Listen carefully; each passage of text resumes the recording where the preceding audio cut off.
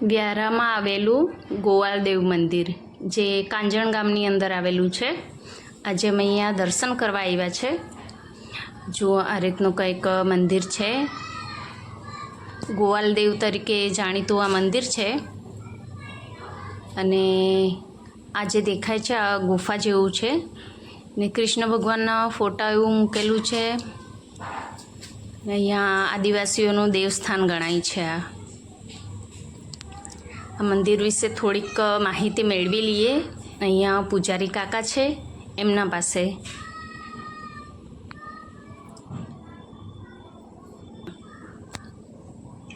કહાની બતાવો. હા, કેવું નહીં, એના વિશે કંઈ જણાવો નહીં. 2-3 કિલોમીટર પાર બનાવી એ લોકો. આ પથ્થર સિંચેલા છે તેને? હા, સાંભળેલું છે મેં. એટલે એ લોકો પાર બનાવતા હતા, બધા દેવ લોકો, દેવતાઓ. હા, તે એમાં એ નદી પાર જાય રહ્યા બનાવતા બનાવતા. હા, ને નદી में મકાન બનાવતા તે ધાર બધા ખોદેલા છે. હા, તા નદીના કિનારે ને. હા, જોયેલા છે. હા, જોયેલા છે. એટલે એ કૃષ્ણ ભગવાનને એ લોકો એમ મકાન બનાવી દેવાના હતા. ત્યારે એક દેવી કઈ મહિનાવાળી હતી. હા, તે થાકી ગઈ ને મરઘો થઈને વાહીને ધરામાં આપવી પડી. એટલે એ લોકો અજવાળું થઈ ગયું એમ કરી કૃષ્ણ ભગવાન ગુફા જોઈ કાઢી. તે ગુફામાં ભરાઈ ગયો. કૃષ્ણ બજરંગબલી ઝાડ નીચે બેસી ગયો. હા, બરાબર.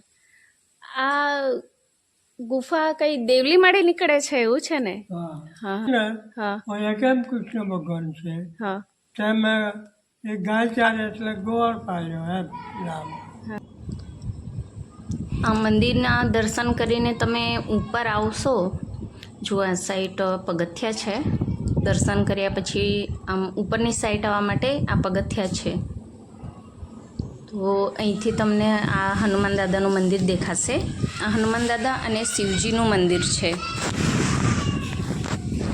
અને આ સાઈડ જે છે અહીંયા દર્શન કરીને પછી આ સાઈડ જશો ને એટલે અહીંયા બેલ જેવો અવાજ ધરાવતો એક પથ્થર છે.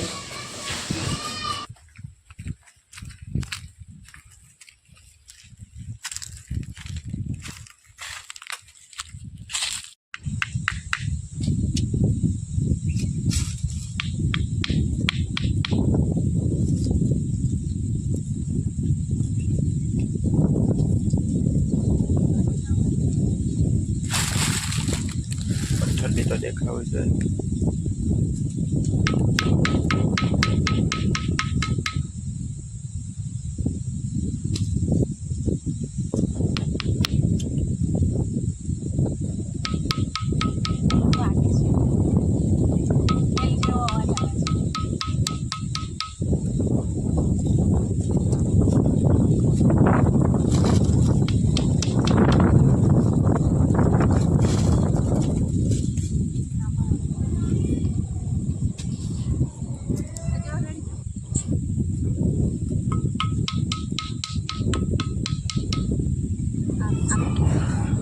જો તમને બી કંઈક ફરક લાગ્યો એ પથ્થરમાં તો મને જરૂર જણાવજો. અને હવે અમે નદી તરફ આવ્યા છે. અહીંયા જે દેવતા લોકો ઘર બનાવવાના હતા એ જોવા આવ્યા છે. પણ સૌથી પહેલાં આપણે આ નહાણીનું સ્થળ છે જે આદિવાસીઓનું દેવસ્થાન તરીકે આ નહાણી ઓળખાય છે. નહાણીનો મતલબ કે જ્યારે એ લોકો પૂજાપાઠ કરવા આવે, દર્શન કરવા આવે તો અહીંયા નદી કિનારા પર નાહવા ધોવાનું અથવા હાથ પગ ધોઈ પછી જે લોકો દર્શન કરવા જાય. અને અહીંયા જુઓ, હું તમને બતાવું. આ રીતના કંઈક ગાયના પગલાં હતા. પછી આ જુઓ આવા દર પાડેલા છે. ઘણા બધા દર હતા. આગળ જઈએ જોવા માટે.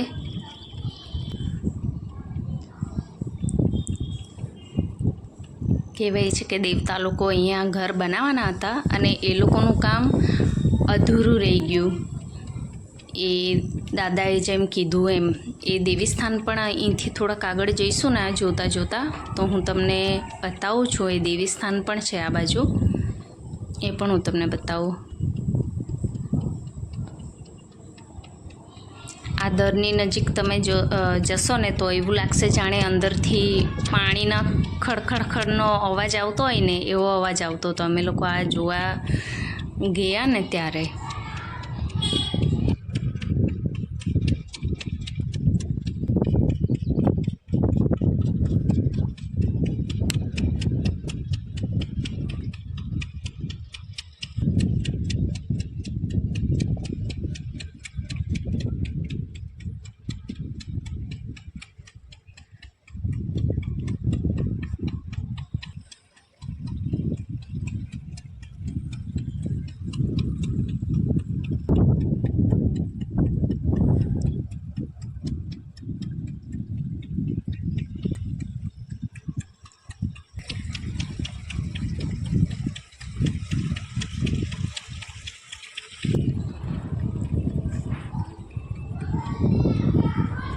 આ રીતનું બધું બનેલું હતું.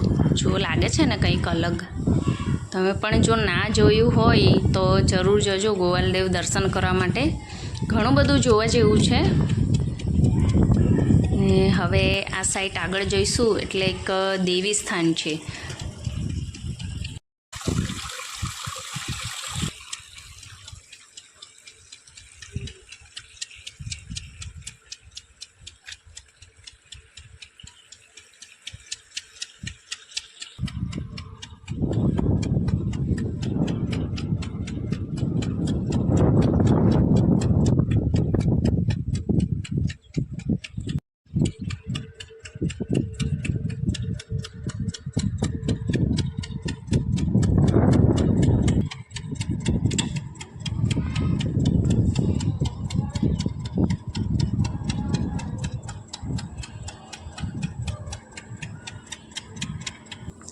જુઓ આ એ દેવી સ્થાન છે જે આપણને પૂજારીએ કીધું કે જેમને 9 માસનો ગર્ભ હતો અને એમનાથી કામ નહીં થયું એટલે મરઘો બનીને દરમાં ચાલ્યા ગયેલા.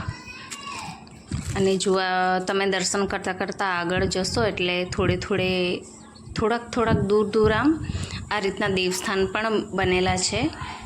એના પણ તમે દર્શન કરી લેજો અને આખું ફરશો તમે આ ગોવાલદેવ એટલે તમને ખૂબ ગમશે. હજુ તો ઘણું જોવા જેવું છે પણ એ હું તમને નેક્સ્ટ વિડીયોમાં બતાવીશ. તો તમે મને આ વિડીયો કેવો લાગ્યો જરૂર જણાવજો અને ગોવાલદેવ દર્શન કરવા માટે જરૂર જજો.